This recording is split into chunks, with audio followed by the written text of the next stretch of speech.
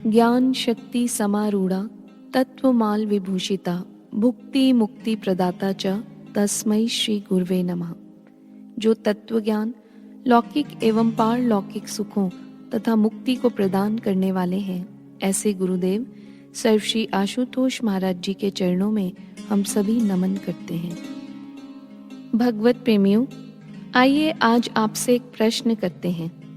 एक व्यक्ति एक फल को रोज गंगा जल से धोकर पोंछकर संदूक में रखा करता था। आप ही बताइए, क्या वह फल कभी खराब नहीं होगा? अवश्य हो सकता है। कबीर दास जी कहते हैं, केवल गंगा की पवित्रता ही फलदायी नहीं हो सकती, उसके लिए सुपात्र होना भी आवश्यक है। जिस प्रकार विद्युत में बड़ी शक्ति है, लेकिन वह रबड़ और सूखी लकड़ी को भेद नहीं पाती, वहां उसका प्रवाह व्यर्थ हो जाता है। हाँ, यदि इन वस्तुओं पर पानी डाल दिया जाए तो जो बिजली का प्रवाह पहले रुक गया था वह अब दौड़ने लगता है, सब कुछ बदल जाता है। गुरु भक्ति भी शिष्य को बदलने और प्रभावित करने की शक्ति रखती है, लेकिन शर्त यही है कि जीवन को भीगा होना चाहिए, तर होना चाहिए, श्रद्धा से, आस्था से, भक्ति भावना से।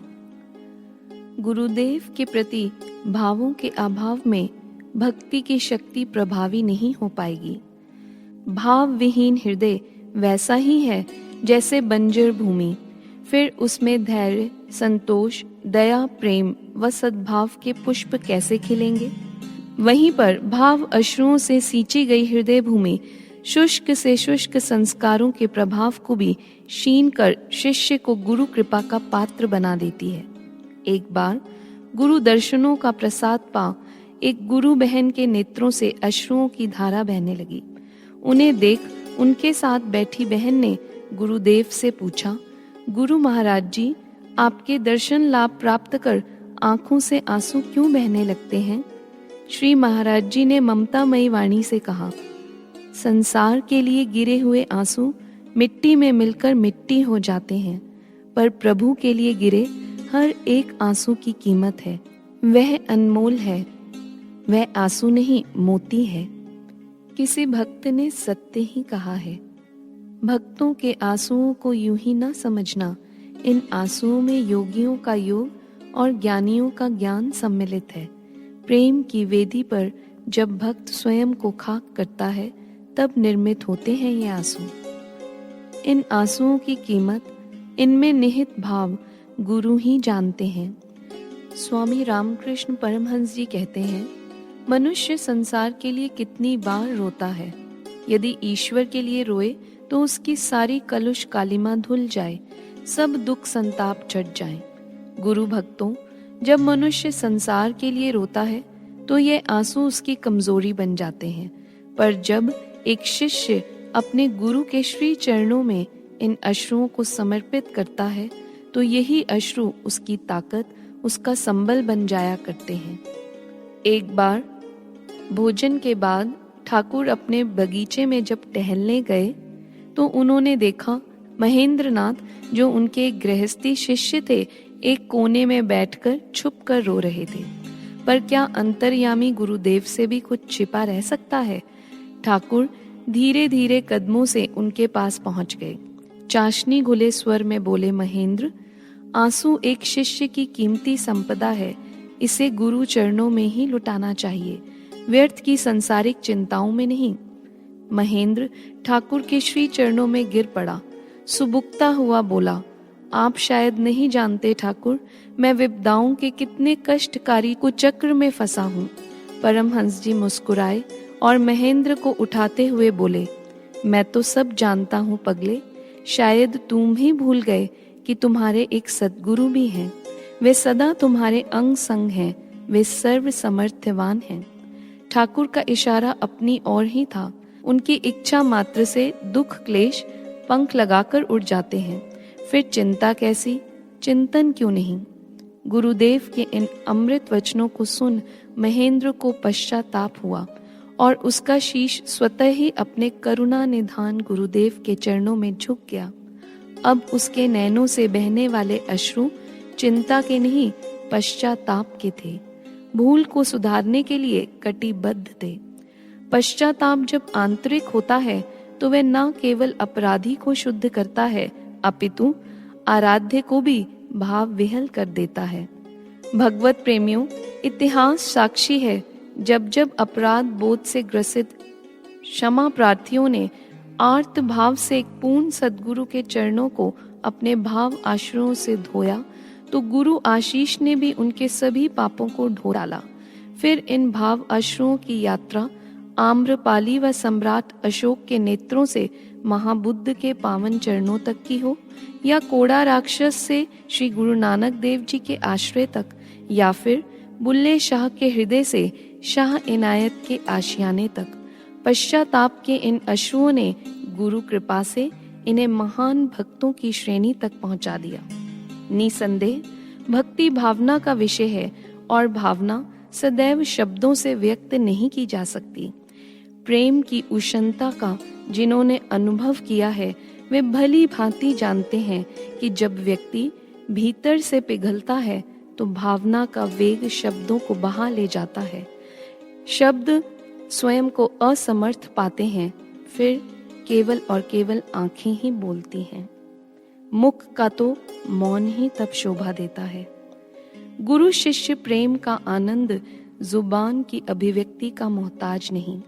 ऐसा ही हुआ था भरत जी के साथ। जब श्री राम जी को 14 वर्षों का वनवास मिला, उनसे इतना लंबा विछोह भरत को लगा उसका सर्वस्व लुट गया है। विदीर्ण हृदय से श्री राम को वापस अयोध्या लेवा लाने चला तो मन रोने लगा, आर्त भाव से पुकारने लगा। परंतु भरत के इन प्रेमाश्रुओं ने अपना स्वार्थ नहीं देखा, ना ही हट की, बल्कि निवेदन करते हुए भरत कहते हैं, आप आज्ञा दीजिए मुझे क्या करना है। स्वामी की आज्ञा का पालन करना ही सेवक के लिए श्रेष्ठ प्रसाद है। कहते कहते भरत प्रेममय हो गए। शरीर पुलकित हो उठा, नेत्रों में प्रेम अश्रुओं का जल भर आया। अकुला कर उन्होंने प्रभु श्री राम के चरण पकड़ लिए। तुलसीदास जी कहते हैं, भक्त भगवान का यह अपार प्रेम देखकर वहां उपस्थित प्रत्येक व्यक्ति विवेक सहित तन मन वचन से प्रेम मग्न हो गया। सभी की वाणी शिथिल पड़ गई। तुलसीदास जी कहते हैं, ना तो उस समय का ही वर्णन किया जा सकता है, ना उस प्रेम का। गुरु भक्तों, भरत जी के इन्हीं प्रेम अश्रुओं ने 14 वर्षों तक उन्हें बल, धैर्य, विवेक, वैराग्य का आधार दिया। प्रभु की पादुकाओं की छत्र छाया में राज्य कार्यभार को, अपने कर्तव्यों को निभाते हुए अपनी एक एक श्वास, अपना एक एक अश्रु अपने आराध्य को समर्पित कर दिया। विरह में अपने सद्गुरु के हर पल में बहना चाहता हूँ, कोई रोके कोई थामे पर श्री चरणों में गिरना चाहता हूँ। जन्नत का नजारा दीदार में उनके मैं भी पाना चाहता हूँ। विरह में अपने सद्गुरु के हर पल में बहना चाहता हूँ, हर पल में बहना चाहता हूँ। हृदय से भावनाएं प्रस्फुटित होती हैं और चित्त से विचार तरंगे। महापुरुष मानव मात्र के इन घटकों पर ही परिवर्तनकारी मुहिम छेड़ देते हैं। इस प्रकार उनके व्यक्तित्व को आमूल चूल बदल डालते हैं। सर्वप्रथम वे मानव को ब्रह्म ज्ञान देकर शिष्य रूप में स्वीकार करते हैं, उसे अपना अलौकिक सानिध्य प्रदान करते हैं और अपने पूर्ण स्वरूप का सामीप्य देते हैं। उसके पश्चात वे उसे सनातन उपदेशों की स्वर लहरियां सुनाते हैं। अपने सतत मार्गदर्शन की तान पर ईश्वरीय गुण उसके भीतर स्थापित कर देते हैं। इस प्रकार शिष्य का हृदय व चित्त आत्मा पूर्ण तत्व के सांचे में ढलता चला जाता है। उसके व्यक्तित्व का वृहद एवं समग्र निर्माण होने लगता है। यहाँ सानिध्य या सामीप्य का अर्थ दैहिक निकटता नहीं है। ऐसा नहीं कि सद्गुरु शिष्य को बाह्य रूप से अपने अंग संग रखते हैं। उनकी निकटता तो अपार्थिव होती है। भौतिक दृष्टि से चाहे शिष्य कितनी भी दूर क्यों ना हो, किंतु यदि वह गुरु सत्ता के प्रति समर्पित है तो वह उनकी निकटता का पूर्ण लाभ उठाता है। ऐसे समर्पित शिष्य के लिए ही संस्कृत में एक अत्यंत सार्थक शब्द प्रयुक्त हुआ है, अंतेवासी। अंतेवासी का अर्थ है कि जो गुरु के अंतरतम बसा हुआ है। गुरु ऐसे शिष्य को अपने अप्राकृत गर्भ में धारण करते हैं। आचार्य उपनयन मानो ब्रह्मचारिणं कृणुते गर्भमंताः, अर्थात उपनयन संस्कार भाव दीक्षा के अंतर्गत गुरु अपने शिष्य को ऐसे स्वीकार करते हैं जैसे एक माँ अपने गर्भ में शिशु को। क्या निकटता की ऐसी पावन और ऊंची उदाहरण हो सकती है? जैसे एक माँ और उसके गर्भ की श्वासों का तार एक होता है, दोनों के रक्त का प्रवाह भी एक ही होता है। हृदय रस लाने और ले जाने वाली धमनियों से दोनों का हृदय जुड़ा होता है। तभी तो गर्भवती माँ को वेदों में दौ हृदयांग नारिंग दौ हृदिनी इत्यभि चक्षते ऐसा कहा गया है।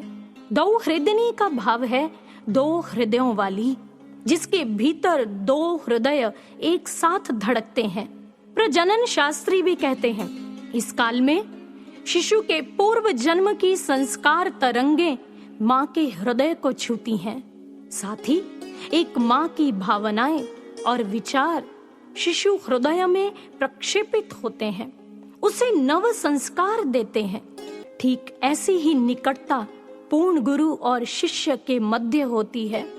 अपने शिष्य के प्रति गुरु के उद्गार होते हैं, मैं तेरे हृदय को अपने हृदय में धारण करता हूँ। मम चित्तम अनुचित्तम ते अस्तु, तेरे चित्त को अपने चित्त में धारण करता हूँ। मम वाचं एकम मना, आओ हम एक मना हो जाएं। दोनों के हृदय एक सूत्र में बंध जाते हैं, चित्त एकाकार हो जाते हैं। दोनों में परस्पर पूर्ण तारतम्यता बैठ जाती है। गुरु के ब्रह्म विचार फिर शिष्य के हृदय में प्रक्षेपित होते हैं। गुरु से निसृत महान भावनाएं एवं आदर्श उसके चित्त को छूते हैं। दूसरी ओर शिष्य की समस्त भावनाएं और विचार भी गुरु के हृदय तक पहुंच जाते हैं। छत्रपति शिवाजी दुर्ग का निर्माण करवा रहे थे। सहस्रों श्रमिक कार्यरत थे। यह देखकर शिवा के मन में अहम भाव आया, अरे कितनों की आजीविका मुझ पर निर्भर है, मैं ही इन सब का अन्नदाता हूँ। जैसे ये भाव आए, उधर समर्थ गुरु रामदास जी का हृदय स्पंदित हो गया। वे अविलंब निर्माण स्थल पर पहुंच गए। वहां पहुंचकर एक शिला को इंगित करते बोले, शिवा इस शिला को तो यहाँ से हटाओ। शिला के तले चुल्लू भर पानी का पोखर था, उसमें एक नन्हा सा मेंढक उछल रहा था। गुरुदेव ने पूछा, शिवा यहाँ इस क्षुद्र जीव को कौन अन्न जल देता है? गुरु से मुखरित यह बोध वाक्य शिष्य के हृदय में चिंगारी की तरह चमका। उसके अहम बीजों को पूर्णतः जला गया। गुरु शिष्य के मध्य की यही तारतम्यता, यही एक सूत्रता शिष्य के हृदय चित्त को संवारती जाती है। उसके आंतरिक प्रदेशों में जो शुभ होता है उसे गुरु पोषित करते हैं, पल्लवित करते चले जाते हैं, और जो कल्मश कषाय होता है उसे ज्ञान वर्षा से धोते जाते हैं। क्यों अपने गुरु के सामने उसे बाकी सारे रिश्ते नाते नीरस और बेजान लगते हैं? आखिर ऐसी क्या विशेषता है गुरु के सानिध्य में कि उनके संबंध को पाने के लिए उसे प्राणों का सौदा भी सस्ता जान पड़ता है, और वह कह उठता है, शीश दिए जो गुरु मिले तो भी सस्ता जान। इन सभी प्रश्नों के उत्तर इतिहास में दर्ज हैं। गुरु और शिष्य का जो संबंध होता है वो आत्मिक हुआ करता है। गुरु अपने शिष्य का ध्यान जन्मों जन्मों तक रखते हैं, पल भर के लिए भी उनसे अपने ध्यान को नहीं हटाते, तब तक उसके साथ चलते हैं जब तक वह अपनी मंजिल को नहीं प्राप्त कर लेता। इसके लिए युगों युगों तक भी उसका इंतजार करते हैं, और इंतजार भी ऐसा जिसमें कण भर भी स्वार्थ नहीं हुआ करता। केवल और केवल शिष्य के उद्धार की भावना उसके कल्याण की ही भावना हुआ करती है। संसार के अधिकतर संबंध स्वार्थ के होते हैं। रिश्ते इंसान से नहीं बल्कि उसके धन, उसकी शोहरत से जोड़े जाते हैं। धन आते ही हजारों लोग हमारे मित्र और रिश्तेदार बन जाया करते हैं, पर नाम प्रतिष्ठा गई नहीं कि करीबी से करीबी रिश्तेदार भी किनारा कर बैठते हैं। इतना ही नहीं, संसार के अधिकतर संबंध तो केवल छीनना और मांगना ही जानते हैं, देना नहीं। केवल गुरु ही होते हैं जो शिष्य से निस्वार्थ संबंध जोड़ते हैं। इसीलिए तो किसी ने बहुत सुंदर कहा, जग का रिश्ता कच्चा धागा, गुरु का रिश्ता पक्की डोर। जग की ओर तू क्या देखत है, देखता चल तू सतगुरु की ओर, देखता चल तू सतगुरु की ओर। गुरु अपने शिष्य पर अपना सब कुछ न्यौछावर कर दिया करते हैं, उसे ऐसा संरक्षण प्रदान करते हैं। वह संरक्षण बाहरी और भीतरी दोनों ही हुआ करते हैं। यहाँ तक कि अपने प्राणों की भी परवाह नहीं करते। जैसा संरक्षण दिया था भगवान श्री कृष्ण जी ने अर्जुन को, वह भी एक बार नहीं बल्कि कितनी ही बार। महाभारत युद्ध के समय की बात है। अर्जुन का भगदत्त के साथ युद्ध चल रहा था। वह भी घमासान युद्ध। अर्जुन के गांडीव से निकलते तीर भगदत्त पर भारी पड़ रहे थे। अपनी पराजय होते देख भगदत्त ने अर्जुन पर वैष्णवास्त्र का प्रयोग किया। एकाएक श्री कृष्ण खड़े हो गए और अर्जुन को अपनी ओट में करके उस अस्त्र को अपनी छाती पर ले लिया।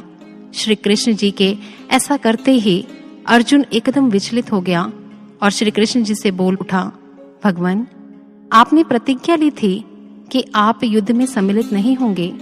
अब आप ही अपनी प्रतिज्ञा को तोड़ रहे हैं। और आप तो जानते ही हैं केशव कि जब मैं धनुष बाण धारण कर लेता हूँ तो देवता, असुर व मनुष्यों सहित तीनों लोकों में मुझे कोई भी पराजित नहीं कर सकता। फिर आपने यह वार क्यों सहन किया? यदि मैं संकट में पड़ जाता या अस्त्र का सामना करने में असमर्थ होता तब आपका ऐसा करना उचित था। जब भगवान श्री कृष्ण जी ने यह सुना तब भगवान श्री कृष्ण जी कहते हैं, अर्जुन, इंद्र, रुद्र आदि देवताओं सहित पूरे भूमंडल में कोई भी ऐसा योद्धा नहीं है जो इस अस्त्र को काट पाता या इसका सामना भी कर पाता। इसलिए तुम्हारी रक्षा के लिए ही मैंने इसके वार को स्वयं पर लिया और उसे व्यर्थ कर दिया।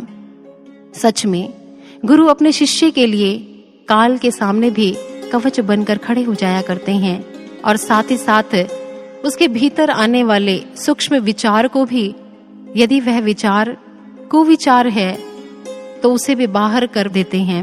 आखिर कैसे रहने दे वे एक भी अवगुण अपने शिष्य के भीतर? गुरु तो उसे पूरी तरह पावन व उज्जवल बना देना चाहते हैं। तभी तो कबीरदास जी ने बहुत सुंदर कहा, गुरु पारस को अंतरो जानत है सब संत, वह लोहा कंचन करे ये कर ले आप महंत। अर्थात पारस व गुरु में बहुत अंतर हुआ करता है। जब पारस लोहे को स्पर्श करता है तो उसे सिर्फ सोना ही बना पाता है, खुद अपने जैसा पारस नहीं बना पाता।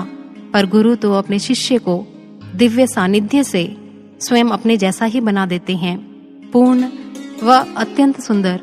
भले ही शिष्य पत्थर के समान हो, वह उसे भी हीरा बना दिया करते हैं। तभी तो एक शिष्य के लिए सर्वस्व उसका गुरु ही हुआ करते हैं। ऐसी दिव्य विभूति हुआ करते हैं गुरु, जिनकी बराबरी संसार का कोई भी संबंध नहीं कर सकता और ना ही कर पाएगा। ऐसे ही गुरु के प्रति शिष्य के भाव कुछ इस प्रकार से हुआ करते हैं। जो माँ की ममता बनकर वात्सल्य हम पर लुटा रहे, जो पिता का साया बनकर मार्ग हमको दिखा रहे, जिनकी पवित्रता का इस सृष्टि में कोई छोर नहीं, गुरु से पावन रिश्ता इस दुनिया में कोई और नहीं, गुरु से पावन रिश्ता इस दुनिया में कोई और नहीं।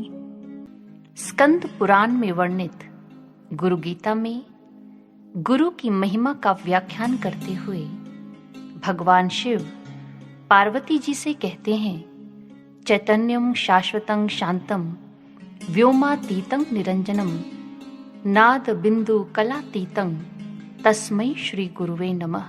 अर्थात जो चैतन्य, शाश्वत, शांत व्योम से परे हैं, निरंजन है, उन गुरु को प्रणाम है। गुरु भक्तों, जिस प्रकार प्राणवायु हमारे जीवन की संचालिका है, उसी प्रकार गुरु भक्ति हमारे शिष्यत्व को जीवित रखती है। जब जीवन में गुरु का आगमन होता है तो शिष्य का जीवन ऐसा हो जाता है जैसे ठूठ से खड़े वृक्ष को बहारों ने घेर लिया हो। अरसे से सूखी धरा पर जैसे जल से भरा मेघ मेहरबान हो उठा हो। एक बुझी बाती को जैसे नारंगी लौ छू गई हो। अमावस्या से श्रापित आसमान पर जैसे सूर्य आशीष बरसाने लगा हो, एवं मरणासन देह में जैसे किसी ने नव प्राण फूंक दिए हों। शिष्य की तो मानो जीवन सृष्टि ही खिल उठती है और उसका अंतः मन स्वतः ही कह उठता है, इस तन में जो प्राण हैं बसते, उन प्राणों का स्रोत आप हो। पल पल मैं जो सांस लेता, उन सब का विस्तार आप हो। मैं तो हूँ बस टूटी नैया, पर खुश हूँ पतवार आप हो। शब्दों में जो कही ना जाए, इतनी गहरी बात आप हो। इस प्रकार एक शिष्य के भीतर अपने गुरु के प्रति श्रद्धा उत्पन्न होती है और उसके प्राण पूरी तरह अपने गुरु में समा जाते हैं। वह हृदय की हर धड़कन में अपने गुरु को स्मरण करता है।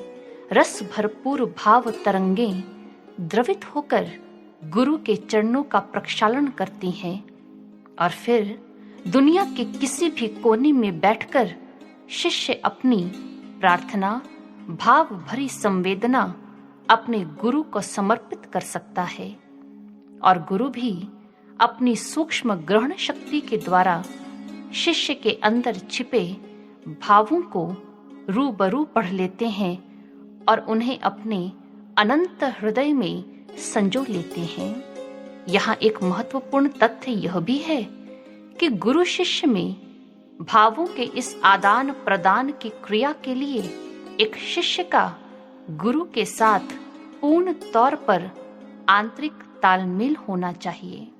आइए गुरु और शिष्य के विचार तरंगों के आदान प्रदान को एक अद्भुत उदाहरण के माध्यम से समझते हैं। एक बार युक्तेश्वर गिरी जी ने कलकत्ता से सीरमपुर सुबह 9 बजे आना था। उनके शिष्य योगानंद जी और डिजेन उनके दर्शन के लिए उतावले थे, परंतु तभी योगानंद जी के मन में बिजली समान तेज विचार तरंगे पैदा हुई। उन तरंगों ने योगानंद जी को संदेश दिया कि मैं 9 बजे नहीं 10 बजे पहुंचूंगा। योगानंद जी ने इस संदेश को ग्रहण किया और डिजेन को बताया। डिजेन को विश्वास नहीं हुआ और वह 9 बजे ही स्टेशन पहुंच गया, पर युक्तेश्वर जी का आगमन 10 बजे ही हुआ। डिजेन के लिए यह घटना बहुत आश्चर्यजनक थी। उसने गुरु से इस पक्षपाती व्यवहार का कारण पूछा। युक्तेश्वर गिरी जी ने इस रहस्य का उद्घाटन करते हुए बताया कि मेरे संदेश में कोई कमी नहीं है। मैंने तो दोनों को एक जैसी संदेश तरंगे भेजी थी। तुम्हारी ग्रहण शक्ति में दोष है। योगानंद जी का गुरु के प्रति पूर्ण समर्पण और आंतरिक तालमेल होने के कारण वे संदेश को पूरी तरह अंगीकार कर पाए, जबकि डिजेन उन तरंगों को पकड़ नहीं सका। गुरु भक्तों, इसमें कोई संदेह नहीं कि एक शिष्य जिसके चिंतन में हर समय गुरु रहता है, वह गुरु द्वारा छोड़ी गई तरंगों को ग्रहण करने के योग्य होता है। इसके पीछे एक वैज्ञानिक कारण है। यदि बिजली की तारों में से बिजली की तरंगें प्रवाहित की जाएं, तो उनके आसपास एक मैग्नेटिक फील्ड अर्थात चुंबकीय क्षेत्र तैयार हो जाता है। ठीक इसी प्रकार मानवीय स्नायु तंत्र में भी कुछ इसी प्रकार की तरंगों का ताना बाना है, जिसके प्रभाव से एक चुंबकीय मंडल तैयार हो जाता है। जब एक शिष्य के भीतर हर समय गुरु का चिंतन चलता है, तो उन विचार तरंगों के आधार पर भी एक चुंबकीय क्षेत्र तैयार हो जाता है। यह वही क्षेत्र होता है जो गुरु द्वारा प्रदान की गई उन उच्च कोटि की तरंगों को बहुत आसानी से ग्रहण कर लेता है। इसलिए हम निरंतर गुरु का चिंतन और ध्यान कर अपने गुरु के साथ आंतरिक तालमेल बढ़ाएं। यदि हम अपने हृदय रूपी धरती पर गुरु को विराजित करें तो हमारी वृत्ति गुरुमय हो जाएगी और फिर ऐसा अंतःकरण गुरु की प्रत्येक प्रेरणा को बहुत आसानी से पकड़ पाएगा। हम स्वयं से प्रश्न करें कि हमारा ध्यान किधर है, हमारी भावनाएं, हमारी सोच, हमारा श्रम, हमारी साधना किस पर लक्षित है। यदि अपने गुरु पर है तो निस्संदेह हम अध्यात्म के अंतिम पड़ाव तक पहुंचेंगे। मंजिल अवश्य हमारी होगी। अतः हमारा प्रयास होना चाहिए कि हम अपने गुरुदेव को हर पल अपने निकट अनुभव कर पाएं, स्वयं को उनके हृदय में एवं उनको अपने हृदय में स्थित देख पाएं। जब ऐसा होगा तो हमारा अंतः मन यही कह उठेगा, हर श्वास श्वास में मेरी एक तेरी ही आस है, तू ही तो मेरी श्रद्धा है, तू ही मेरा विश्वास है। तेरे दिए ज्ञान से ही आत्मा का मधुर साज है, तूने ही तो खोला मेरे इस घट का भी राज है।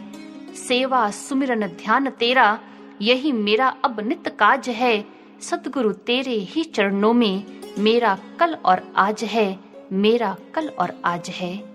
भावनाओं की सही कीमत तो भक्ति मार्ग का पथिक ही पा सकता है। ऐसा ही कुछ मोल पा गया था लाटू। हम सभी श्री रामकृष्ण परमहंस जी के अनेकों विद्वान ज्ञानवान शिष्यों से तो भली भांति परिचित हैं, परंतु उनके इस निपट गवार अनपढ़ शिष्य लाटू को हम में से शायद ही कोई जानता होगा। विद्या एवं चतुरता से कोसों दूर लाटू को विज्ञान व अंग्रेजी भाषा का लेश मात्र भी ज्ञान न था। जब वह अपने अन्य गुरु भाइयों को गूढ़ आध्यात्मिक तथ्यों पर शास्त्रार्थ करते हुए देखता तो स्वयं को उनकी तुलना में अत्यंत गौण पाता। उसका हृदय दीनहीन भावना से बोझिल हो उठता। स्वयं को गुरु सेवा व प्रचार प्रसार के कार्य के लिए अयोग्य समझ वह एक दिन परमहंस जी के कक्ष में पहुंचा। आंखों में आंसू लिए आर्द्र स्वर में पूछ बैठा, ठाकुर मेरा क्या होगा? मेरे पास ना तो बुद्धि है और ना ही वाणी की वाक्पटुता। मैं आपकी सेवा कैसे कर पाऊंगा? उसकी निश्चल वाणी को सुनकर अंतर्यामी ठाकुर मुस्कुरा पड़े और करुणामयी वाणी में बोले, लाटू तू घबराता क्यों है रे? तेरे लिए मैं हूं ना। सद्गुरु के रूप में साक्षात परमात्मा किसी को कहे कि तेरे लिए मैं हूं ना, तो फिर उसे कैसा भय और कैसी शंका। इसलिए ठाकुर के मुख से ये शब्द सुनते ही मानो लाटू के जीवन में एक नई भोर हो गई। गुरु के शब्दों ने उसे इतनी गहराई तक छुआ कि उसका समूचा अस्तित्व गुरुमय हो गया। अब तो उसके उठने बैठने सोने जागने सभी क्रियाकलापों के मात्र एक ही केंद्र बिंदु रह गए, ठाकुर। रात दिन सुबह शाम ठाकुर के ये शब्द कि तेरे लिए मैं हूं ना, उसे उसके जीवन की सार्थकता बतलाते रहते, उसे आभास कराते कि ठाकुर ही उसके सर्वस्व हैं। उन्हीं की मूरत, उन्हीं की सूरत, उन्हीं का चिंतन और उन्हीं का ध्यान उसके रोम रोम में कुछ इस तरह बसता गया कि वह स्वयं ठाकुर स्वरूप होने लगा। उसकी आकृति तो वही रही, परंतु प्रकृति ठाकुरमयी होने लगी। फलस्वरूप उसने साधना की ऐसी ऊंची अवस्था को प्राप्त किया जिसके सामने सांसारिक विद्या का कोई महत्व नहीं रह जाता। उसके अद्भुत आध्यात्मिक विकास को देखकर आगे चलकर उनका नाम स्वामी अद्भुतानंद रखा गया। स्वामी विवेकानंद जी अक्सर कहा करते थे, लाटू, अरे लाटू तो मेरे ठाकुर का चमत्कार है। वह इस बात का जीता जागता प्रमाण है कि गुरु भक्ति और गुरु सेवा, गुरु स्मरण, गुरु आज्ञा पालन से असंभव भी संभव हो सकता है। लाटू ने जहां अपने हृदय की समस्त भावनाओं को लुटाया, तो गुरुदेव ने भी लुटाने में, अपनी कृपा बरसाने में कोई कमी नहीं की। अपनी भावनाओं का सही मोल पा गया था लाटू। ये है भक्ति और भावों के संबंध का एक पहलू। जहां भावनाओं की सार्थकता भक्ति मार्ग का पथिक ही पा सकता है, तो वहीं दूसरी तरफ भक्ति का मार्ग भावनाओं के बिना अधूरा सा जान पड़ता है। जैसे एक बच्चा स्कूल तो रेगुलर जाता है, लेकिन मन में पढ़ने के प्रति कोई भावना, कोई इच्छा नहीं, तो वो अपने लक्ष्य की प्राप्ति कदापि नहीं कर सकता, पास नहीं हो सकता। लेकिन वहीं यदि बच्चे में पढ़ाई की प्रबल भावना है तो कठिनाइयां होने पर भी वो उन्नति कर सकता है। संसार का मार्ग सामर्थ्यवान लोगों का मार्ग है, परंतु भक्ति का मार्ग ये तो भावना प्रधान मार्ग है। भाव रहित सामर्थ्यवान व्यक्ति यदि भक्ति पथ पर बढ़ चले तो परिस्थितियों की प्रतिकूलताएं संभवतः उसे इस मार्ग से च्युत कर दें, परंतु प्रेम और समर्पण के भाव से सराबोर होकर जब एक व्यक्ति इस मार्ग पर बढ़ता है तो उसकी भावनाओं में वो ताकत होती है कि वो प्रतिकूलताओं में भी मार्ग तलाश लिया करती हैं। भावनाओं की प्रबलता भक्त और उसकी मंजिल के बीच की हर बाधा को समाप्त कर दिया करती हैं। हर बाधा को पार करने का साहस देती है भावना। प्रश्न न संशय बन जाएं, उत्तर खोज लेती है भावना। स्वयं की कमजोरियों को पढ़कर दूर कर देती है भावना। कदम से कदम मिलाकर साथ चलने की प्रेरणा देती है भावना।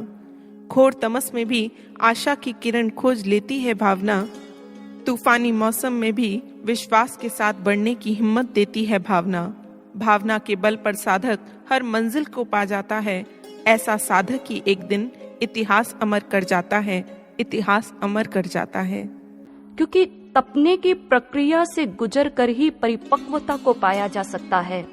जैसे हम देखें, खिचड़ी बनाते समय दाल व चावल के दाने पात्र के भीतर कितना उछलते कूदते हैं, क्योंकि वह कच्चे हैं, परंतु जब उन्हें निरंतर आंच पर तपाया जाता है तो वह पक कर के शांत हो जाते हैं।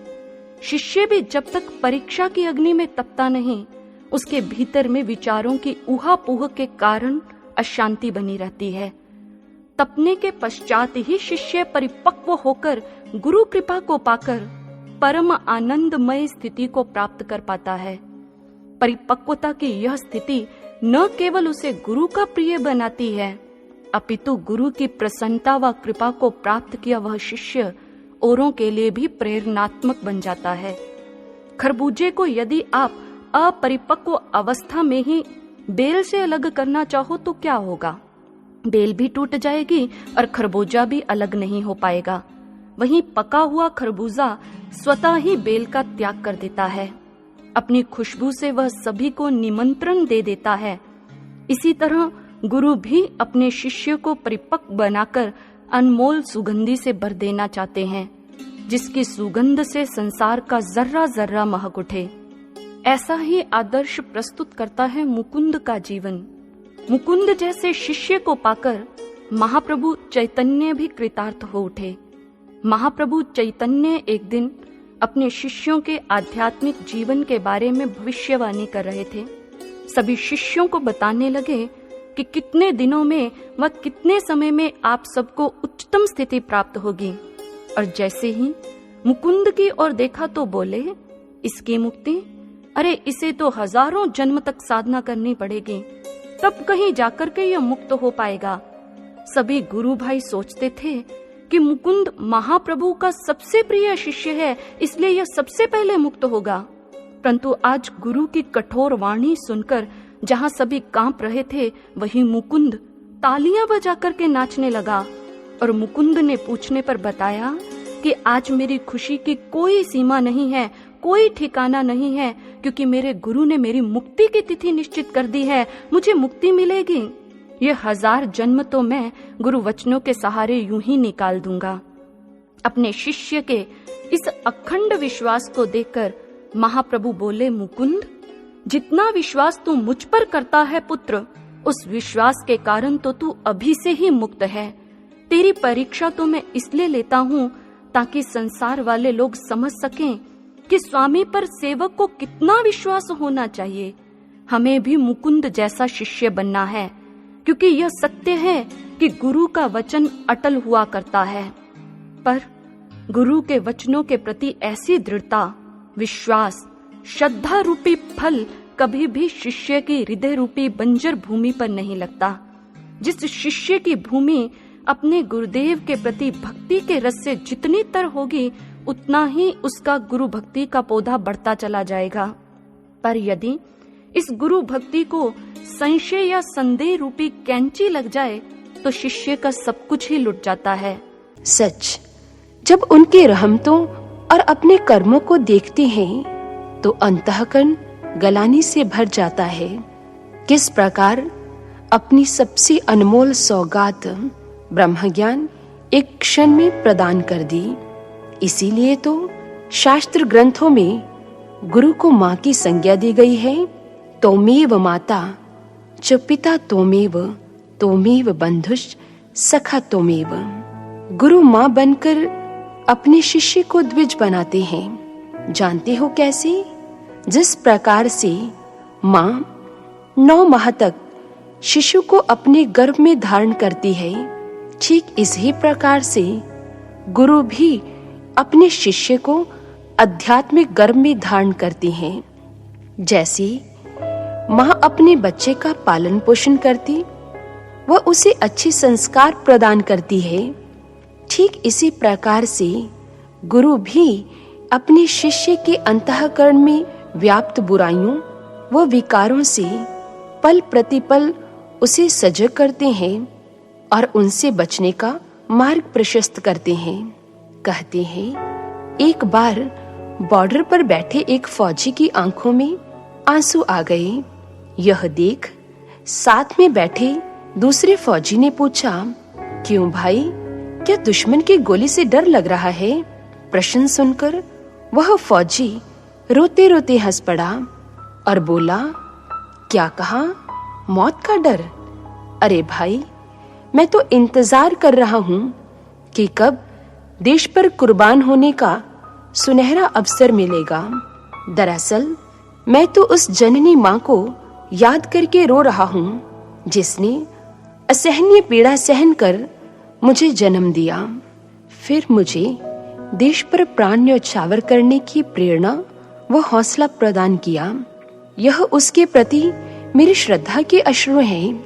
और श्री गुरु महाराज जी ने भी एक परम आदर्श माँ बनकर सर्वप्रथम हमें द्विज बनाया, ब्रह्म ज्ञान में दीक्षित कर दूसरा जन्म दिया, फिर अज्ञानता के विरुद्ध निस्वार्थ भाव से धर्म युद्ध लड़ने के लिए प्रेरित किया। किंतु जिस प्रकार से माता पिता अपने बच्चे की खुशी के लिए अपनी हर इच्छा का त्याग कर देते हैं, पर फिर भी बच्चे उस प्रेम की कीमत को समझ नहीं पाते, यही गलती एक शिष्य भी अपने जीवन में बार बार दोहराता है। गुरु भी हर कदम पर अपने शिष्य को सजग करते हैं, सही मार्ग पर चलने के लिए प्रेरित करते हैं, किंतु फिर भी वे जितना हमें संसार की दलदल से निकालने का प्रयास करते हैं, हम उतना ही उसमें धंसते चले जाते हैं। मात्र एक बार नहीं, अपितु हर बार वह शिष्य के गुनाहों को क्षमा कर अपनी शरण प्रदान करते हैं। जैसे एक बार स्वामी महावीर जी सत्संग करने के लिए एक नगर में पहुंचे। महावीर जी के विचारों से वहां का राजकुमार बहुत प्रभावित हुआ और कहने लगा, हे गुरुवर, अब मुझे जीवन की समझ लग चुकी है, इसीलिए मैं संन्यास लेकर भक्ति करना चाहता हूँ, मुझे अपना शिष्य स्वीकार कीजिए। महावीर जी ने कहा, यह मार्ग इतना सहज नहीं है, तुम नहीं चल पाओगे। मगर राजकुमार ने भिक्षुक बनने की हट पकड़ ली। महावीर उसे अपने साथ लेकर चल पड़े आश्रम की ओर। मार्ग बहुत ही लंबा व दुर्गम था। नंगे पांव चलने में उसे तकलीफ तो बहुत हुई, मगर जैसे तैसे वह आश्रम पहुंच गया। अब सफर के कारण बहुत भूख लगी थी, किंतु आगे 56 प्रकार के व्यंजन न होकर सूखी रोटी थी, जिसे देखते ही उसकी सारी भूख मिट गई और बिना खाए ही सो गया। अब कहाँ तो मखमली गद्दों पे सोना और कहाँ आज भूमि पर इतनी गर्मी में लेटना पड़ा, इसलिए सारी रात नींद नहीं आई। एक ही रात में इतना बदहाल हो गया कि फैसला कर लिया, मैं नहीं रह पाऊंगा। सुबह होते ही गुरुदेव के पास पहुंचा। महावीर बोले, चल मैं तुझे वापस तेरे महलों में छोड़ आता हूँ। राजकुमार हैरान होकर कहने लगा, गुरुदेव, मैंने तो अभी आपको कुछ कहा भी नहीं, फिर आपको कैसे पता चला? महावीर जी कहने लगे, यह एक जन्म की बात नहीं, हर बार मैं तुझे अपनी शरण में लेकर आता हूँ मुक्ति प्रदान करने के लिए, लेकिन हर बार तुम मन के पीछे लग इस मार्ग की कठिनाइयों को देख इसका त्याग कर देते हो। लेकिन यह क्रम तब तक चलता रहेगा जब तक कि तुम अपनी कामनाओं का त्याग कर अपना सर्वस्व गुरु को नहीं सौंप देते। और सज्जनों, यह स्थिति मात्र उस एक राजकुमार की नहीं, अपितु प्रत्येक उस साधक की है जो भक्ति पथ पर चल रहा है। गुरुदेव सदैव अपने शिष्य को भक्ति मार्ग पर चलाने के लिए प्रयासरत रहते हैं और उनका यह प्रयास किसी एक जन्म से नहीं अपितु जन्मों जन्मों से है। गुरु रहमत का सागर है तो शिष्य उस सागर की एक बूंद का पिपासु। इसीलिए किसी ने गुरु की रहमत को अपने भावों में कुछ यूं वर्णित किया है, जब तेरी रहमत पर मेरी नजर जाती है, मेरे गुरुवर मेरी आंखें भर आती हैं। तू दे रहा है बख्शिश मुझे इस कदर कि हाथ दुआ में उठने से पहले ही झोली भर जाती है। भक्त की भगवान के प्रति जैसी भक्ति होती है, वैसी ही शिष्य की गुरु के प्रति श्रद्धा होनी चाहिए। श्रद्धा व विश्वास रूपी महल का निर्माण साधना रूपी नींव पर ही हो सकता है। शिष्य में ऐसी श्रद्धा का जन्म साधना की गहराई में उतरने पर ही संभव है। साधना ऐसा सागर है जिसकी गहराई में उतरकर महापुरुषों की दिव्यता का भान होता है। साथ ही साधना एक ऐसी मतनी है जिसके मतने पर शिष्य के भीतर के अवगुण समाप्त होते चले जाते हैं और सद्गुणों का प्राकट्य होता है। साधना वह ढाल है जिसके माध्यम से परीक्षा से भरी परिस्थितियों के तीखे बाणों के प्रहारों से बचा जा सकता है। कहते एक बार एक शिष्य ने अपने गुरुदेव से कहा, गुरु महाराज जी, मैं आपके लिए सिर भी दे सकता हूँ। तब गुरुदेव ने कहा, एक सिर तो कोई भी दे देगा, पर यहाँ तो रोज शीश कटवाना पड़ेगा। भाव यही कि यहाँ पर अपनी मैं को मिटाना होगा, क्योंकि मनुष्य के भीतर यह जो अवगुण है, ये उसके भक्ति मार्ग में सबसे बड़ा बाधक है, जिसे त्यागना भी मनुष्य के लिए अति दुर्लभ है।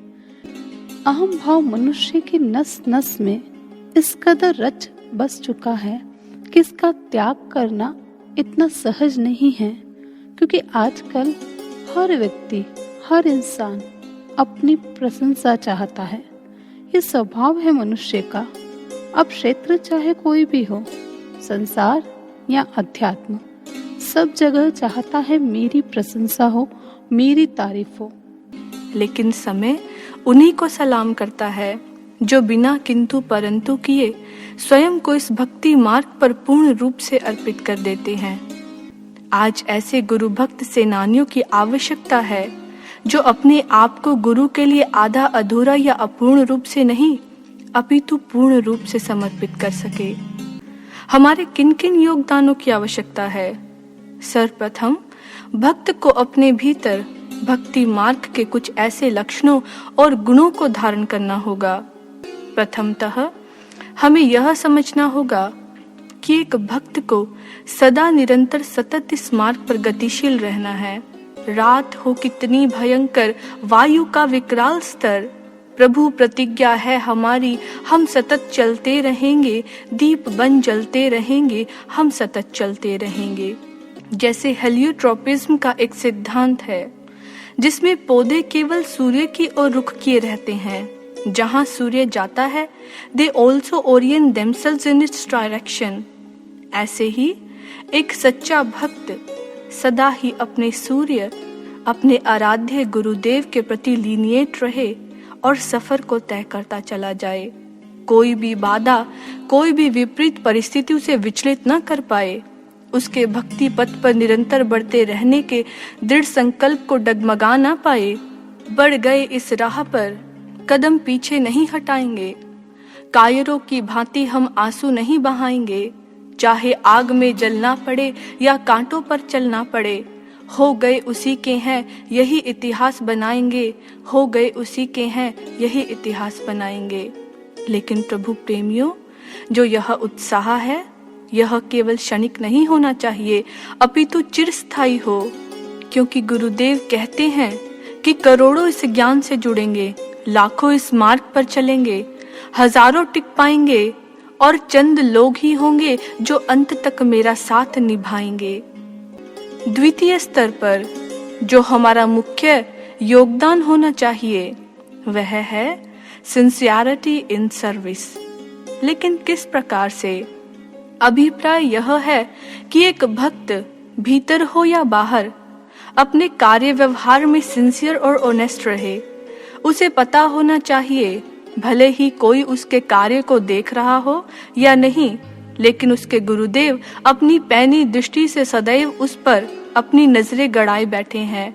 उसका आचरण आर्टिफिशियल या ऑर्नामेंटल ना हो, अपितु एक सच्चा भक्त तो वही होता है जिसकी जैसी कथनी है वैसी करनी भी है।